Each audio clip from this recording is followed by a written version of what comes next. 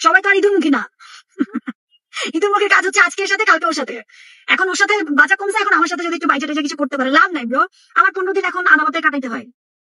কেন কাটাইতে হয়? হাজিরা থাকে, অথবা কি বলে বাদী হিসেবে থাকতে হয়। আমি এগুলো কেয়ার করি না, ভোর আদালতে চলে যাই, এগুলো এখন কেয়ার করি না। আর মামলা টামলা হামলা এগুলারে বর্ষা চৌধুরী ভয় কখনোই পায় নাই, এখনো পায় না। কারণ মিথ্যা মামলা কোনোদিন জয় হবে না, নেভার নেভার। সত্য দিয়ে যুদ্ধ করো, নাহলে বিকিনি পরা ছবি আপলোড হয়ে যাবে। বাংলাদেশের কোন ইনফ্লুয়েন্সার বিকিনি পরে শুট করে নাই, চ্যালেঞ্জ ছুড়ে দিল। কোন ইনফ্লুয়েন্সার না। ইভেন তো মানে কি বলবো, সেরা শুধু নিজেকে সেরা বললে হবে না, পুরো বাংলাদেশ যাকে সেরা বলবে, পুরো বিশ্ব যাকে সেরা বলবে, সে সেরা। হ্যাঁ, আমার কিছু ভুল আছে, আমার একটা ভুল জীবনের, ওই একটা ভুলই আমাকে শেষ করতেছে, আর কিছু না। এবং সেই ভুলের জন্য আল্লাহর কাছে ক্ষমা চাইছি। আল্লাহ হচ্ছে একমাত্র উত্তম পরিকল্পনাকারী, যিনি আমাকে এত সুন্দর একটা লাইফ অলরেডি দিছে।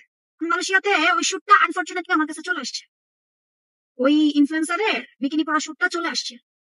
ইনফ্লুয়েন্সার যে নিজেকে ব্র্যান্ড প্রমোটার দাবি করতে এতদিন, এখনকার ইনফ্লুয়েন্সার। আমাকে অ্যাওয়ার্ড দিলে সে যাবে না সেই প্রোগ্রামে, আমাকে এই ব্র্যান্ডে রাখলে সে করবে না এই লাইফ। অথচ ফকির নিয়ে আমার বার্থডেতে এসে খাই গেছে। তোর বাড়িতে একবেলা খাইছি আমি। ফুটেজ নিতে আসছিল, ক্যামেরা ফুটেজ।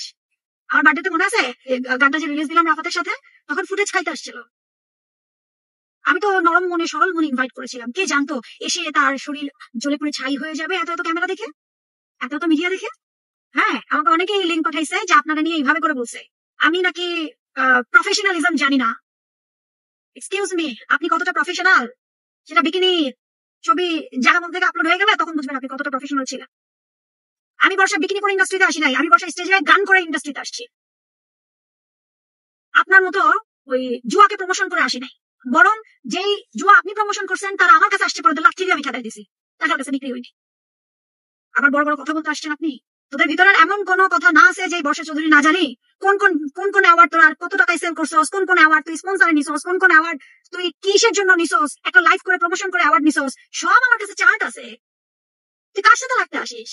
মানানি মামলা দিবি, যা দে যা দে। তুই দিবি 200 কোটি, আমি দিব 500 কোটি, যা। তোর কে বলছিল আমি হসপিটালে ভর্তি আমরা দেখতে আসতে? হ্যাঁ, তোর কে বলছে? আচ্ছা দেখতে আসছিস ভালো কথা, তোর ভিডিও করতে কে বলছিল? তোর ভিউ বাণিজ্য করতে বলছিলাম? হ্যাঁ, আসার কথা দাদার, ফোন দিছে দাদা, তুই আসলি কেন? তারপর তুই এরপরে যে কাজটা করলি যে আমার কুখ্যাত ব্র্যান্ড প্রমোটার, আমি যখন সবচাইতে খারাপ সময় হাসপাতালের বিছানায়, তখন তুই আমাকে ট্যাগ করে, মানে আমার নাম মেনশন, জাস্ট নামটা মেনশন নাই, কুখ্যাত ব্র্যান্ড প্রমোটার ইঙ্গিত আকার ইঙ্গিত। আমরা কি নান্না ছা? হ্যাঁ, বাচ্চা আমরা বুঝি না আমরা কার কথা কে বলে?